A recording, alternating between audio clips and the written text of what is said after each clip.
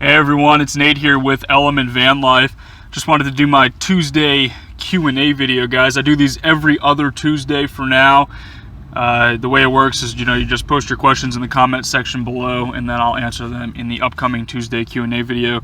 The next one will be, let's see guys, it'll be on the 18th of October. It'll be October 18th. So let's get started, guys. We got a lot of great questions to go over. First one comes from Natural Real Nomad. They say, "Hello Nate, I continue to enjoy your videos and to be amazed that you feel comfortable in such a small space. How long did it take you to feel comfortable within the space of the Element?" That's a good question. It was pretty quick. I was pretty comfortable with it from the beginning.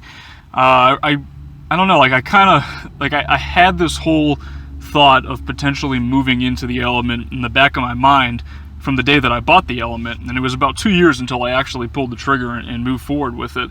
But that entire time, I was pretty comfortable with staying in the Element, so I didn't really sleep in it too much beforehand, but I would take my lunch breaks and come hang out in here from work and stuff and just hang out for an hour and eat lunch, and I would it sounds kind of weird, but I would hang out in the Element a little bit to an extent and kind of get used to it. And yeah, I mean, I was pretty comfortable with it even from before I started. And then once I finally pulled the trigger and moved in, it didn't take me long to get to the point where I was very comfortable with the space. I've always kind of liked small spaces and been okay with it. So, and it's not like I spend all day in here. I go out and I'll I do other things. I'll spend time at Starbucks and I'll get out and go exploring and stuff like that. It's not like I'm spending 24 hours a day in the Element. So I try to avoid it. A big part of living in a van or in a vehicle is to avoid spending time in the vehicle and to live out of your car to an extent, live out of your van and see the world that's out there. So,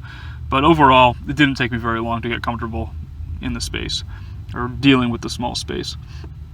Next question comes from Sanctus Vianney. He says, "Hey Nate, hey, is your airbag light on? I know a random question, but I'm into the mechanicals and was wondering if the light is on. I'll have a tip I'll share with you." It's not on right now. I haven't seen it on yet, but I mean, I guess it could come on at some point. Feel free to share the tip. I'm always interested in hearing about things like that, definitely. But yeah, no airbag light, not yet at least. Data Geek says, "Nate, I love all your vids. Thank you. I know you have a video about the build, but can you tell me the measurement from floor to bed and then from bed to the surface of or bed surface to the roof? I have a Land Rover and like to make a weekend camper. Thanks." Yeah, sure. Actually, I have a tape measure right here. So, floor to bed, to where the top of my mattress here is just over 13 inches. It looks like it is, yeah, about 13 and a half inches or so. And then from the bed to here, to the roof, looks like it's about 32 inches or so, 31 and a half inches or so from the bed to the roof. And then obviously the mattress is about 3 inches thick too, so I want to add that in there. But 31, 13, just about. Hope that helps. All right, Bonnie Sherritt says, "Anytime you apply for a job, a follow-up phone call goes a long way to getting to the top of the applications." Definitely. What other sports do you like besides surfing, and do you make time for them while you're in the national parks? There's a lot of sports that I like. I don't know. I haven't really had a lot of time to be playing other sports though, especially since I left New Orleans back last April. When I was there, I was involved with a flag football team I used to play, and I also played soccer a lot as well. I played goalkeeper, but I haven't done either of those things since I left New Orleans. I also like to ski. I have my skis right here. I haven't used them since May or April, I guess, actually, probably April. But yeah, I haven't really had a lot of time to pursue the other sports other than surfing. But I like bowling as well. I haven't really done that too much. I don't know, with traveling and moving around constantly, it's hard, especially for the team sports, to get involved with the team, because you kind of have to be in one area for at least the duration of a season to play on a flag football team or on a soccer team. So if I do go back to New Orleans for the winter, I'll definitely get involved with that and definitely do that again for sure. But as of right now, it's been pretty much just surfing and being outside and exploring and seeing what's out there. All right, so John Dill says, hey Nate, JP here. Quick question, I'm moving into a 50 square foot tiny house that I'm building. Do you have any advice or things that you wish you did differently? That's awesome for one. I'm a huge fan of tiny houses, definitely.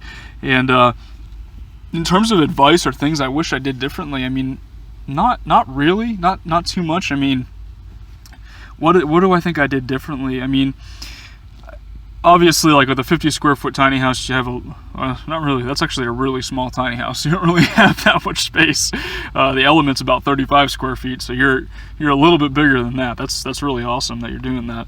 But yeah, I mean, in terms of getting rid of stuff, I mean, just you don't really need anything except for like the handful of things that are the most important to you.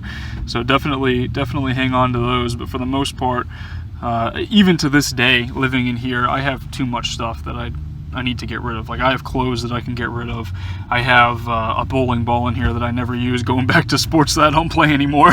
And you know, overall, it's like there's things that I don't really need, and you know, definitely be conscious of that. Try to get rid of everything that you don't need, which is mostly everything that you own. at least for me, at least it was. In terms of any other advice, I mean, not really. Just go for it. You know, definitely just go for it, man. And it sounds like it'll be awesome. I mean, reshaping my life for minimalism has definitely helped me a lot. I feel a lot better about managing my, you know, everything that I own and being able to just kind of manage my life. I'm more confident with my life, and I think it's definitely a better thing to embrace that minimalism, and moving into a 50 square foot tiny house is definitely a great way to do it. So good luck with that. That sounds really awesome. Gunther Snap says, what concert did you go to at the Gorge? I saw the Dave Matthews Band at the Gorge. D. Nixon says, hey Nate, after the accident, is the drone still operable? Safe travels and happy fall. Yeah, the drone still works. It's it's about normal. It has a few scuff marks and a few scratches on it. The propellers, I got rid of the old ones and used the new ones that came with 2 sets, so I used the second set, and it's been good. I mean, so far no other crashes or anything like that. I've flown it quite a few times since then, but yeah, overall it's working out. It still does that thing where it just takes off on its own sometimes. I know I have to calibrate the compass. I've done that a couple of times, and it just doesn't seem to work. Sometimes it just kind of goes where it wants to go. So I'm working on trying to get it sorted out, and I don't know, but it's not really that big of a deal. Like, as long as it doesn't fly into a mountain again, I'll be happy. Thomas Grunzinger says, I love the videos, man. Any advice on getting rid of stuff to prepare for something like this? I'm guessing you had to get rid of a lot to fit your life into the element. I'm finding it hard to part with old documents, movies, stuff like that. Kind of going through a similar life outlook right now. It reminds me of this quote, any intelligent fool can make things bigger, more complex, and more violent. It takes a touch of genius and a lot of courage to move in the opposite direction. Thanks for the inspiration. Thank you. That's a really awesome quote. I'd never heard that before. I'll have to look that up. And yeah, so in terms of advice for getting rid of stuff, I mean, I definitely went through that. It took me a while to get rid of everything. I had multiple guitars that I got rid of. I had a piano, which I miss. It's like the only thing that I miss. That I had like an electric digital piano, and I had to get rid of that. And it took me a while to really work up the guts to do it, and I kind of did it in phases. It started out, you know, I had a bunch of posters. I mentioned the Dave Matthews Band. I've been to a bunch of their shows, and I had a bunch of posters from previous shows that I've been to over the years, and I was like, I have no use for this. So I went and I started selling those and started selling things, and eventually, as you keep working towards it, you don't have to sell it all right away. You know, you start moving in that direction, you start getting rid of stuff. Eventually you'll be able to, and I haven't once looked back and been like, oh, I really miss having 4 guitars. No, I have my guitar. It's the most important thing. Like I said, the only thing that I miss is the piano. But, you know, it's just not going to fit. You know, maybe if I get a bigger van, I'll be able to put a digital piano in there. But until then, it's not like I'm going to forget how to play.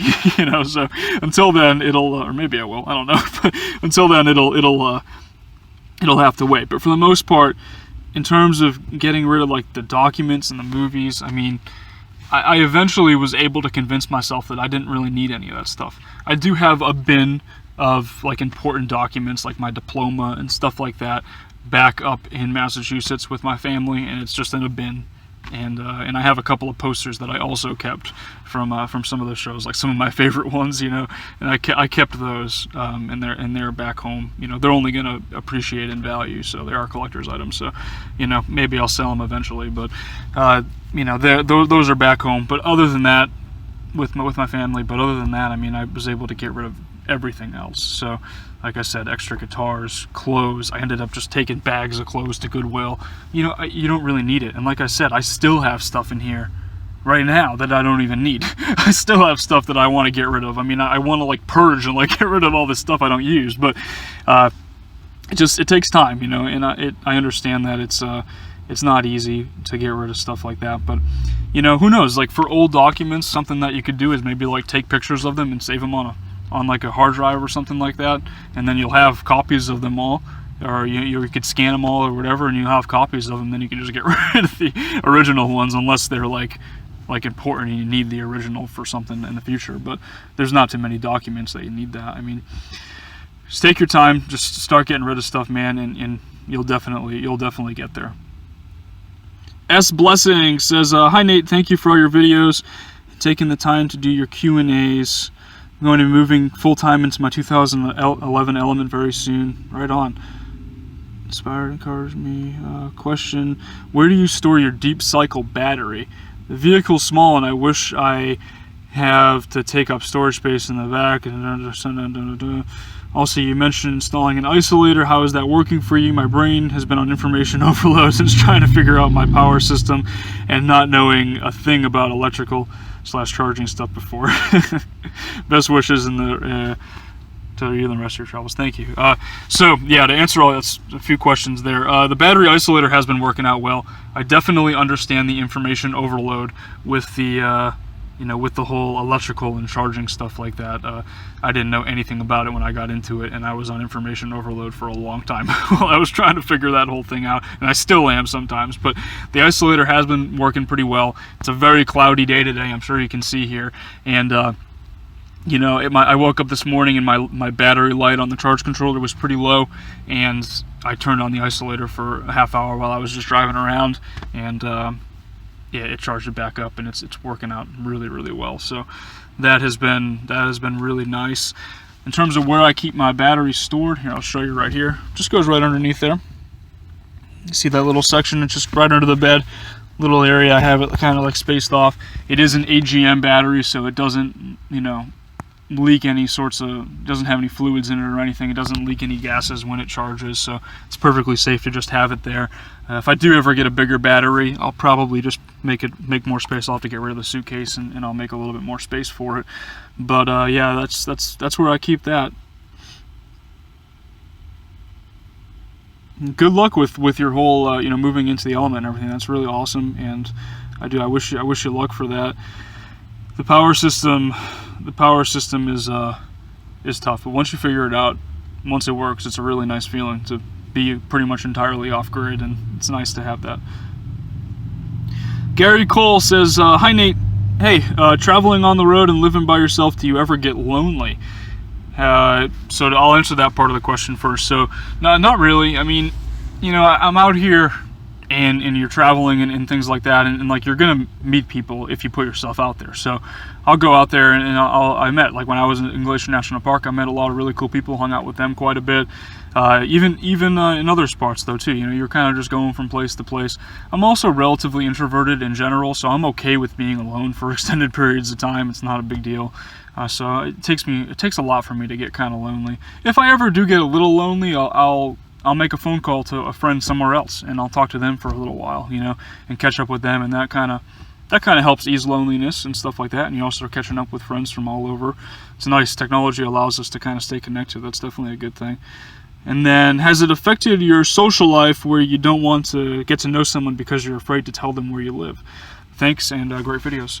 Thank you. So, in terms of the second part of the question there, not really, no. I basically, when I meet somebody, I tell them right away that I live in the Element pretty quickly, you know. We'll be talking and chatting, and I'm not afraid to let people know that that's the case. I mean, I guess if I was like talking to like an elderly person or something like that, I wouldn't like come off and say it like directly. I would kind of, you know, I don't know, you kind of have to judge it based on the conversation, but for the most part, the vast majority of people that I'm talking to. I have no problem telling them that. If they don't like it, then that's their problem. But for me, you know, I'm proud that I have been able to reduce my life into this 35 square foot element and travel around, and I've been able to see all these great places and meet a lot of great people. And I don't know, I feel like that's not something I should ever be ashamed of in any circumstance. So I have no problem telling folks about my situation, and you know, if they don't like it, I'll have to go meet somebody else. You know, that's just how it is. So Kim Albacon says, do you follow Into the Mystery 13? Yes, yeah, I do. I'm a big fan of Jed's channel, and I follow him. Tutora says, do you cut your own hair, natural hair color? Yes, I do. I cut my own hair. I actually did in my last video. But natural hair color is just this brown. It was that blondish color on like the ends because I was out in the sun all summer working in San Diego, and it just bleached my hair. And it was the first time that it ever happened because my hair never usually got that long. I never let it get that long. But it was kind of cool while it lasted, but it was getting annoying and getting all on my face, especially when it was windy and stuff, and I was ready to get rid of it. Aloha State of Mind says, ever thought of van dwelling in Hawaii? Yeah, that would be awesome. I know Hawaii is very, very expensive though, so I would be pretty worried about living there, I think, full time, just because I've heard from everybody that even like groceries and stuff like that are super expensive because it's on, you know, it's islands and far away from the mainland. But you know, definitely something I've thought of at some point. I don't know if it'll ever happen, but we'll see. You never know. You never know what the future holds. Dan the Man 2016 says, hey Nate, awesome channel and videos. Thank you. How is the solar setup working now with the battery switch you connected a few weeks ago? How do you know how many amps you have generated per day via solar? Also, would you change anything with your current cabinet or bed setup now that you live in the element for 6 months?